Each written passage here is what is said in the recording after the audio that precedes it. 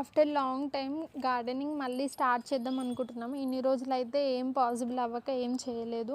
మొత్తం ఇంత ప్లేస్ అయితే ఖాళీగా ఉంది. మా కోళ్ళు చూసారా మొత్తం తవ్వేస్తున్నాయి. ఒక ప్లాంట్ పెట్టినా కూడా అవి బతకనిస్తలేదు. అలా ఉంటుంది కోళ్ళతో మరి. సో మా దాంట్లో అయితే దోసకాయ పెట్టాము, ఇలా తవ్వి ఖరాబ్ చేసినాయి. అండ్ బీరకాయ ఇప్పుడిప్పుడే పిందెలు వచ్చేస్తున్నాయి. గోంగూర చూసారా చాలా హైట్లో పెరిగింది. అసలు నాకైతే తెలియదు ఇంత హైట్లో పెరుగుతాయని అనుకోలేదు. మేమైతే హార్వెస్ట్ చేసి తినలేకపోతున్నాం.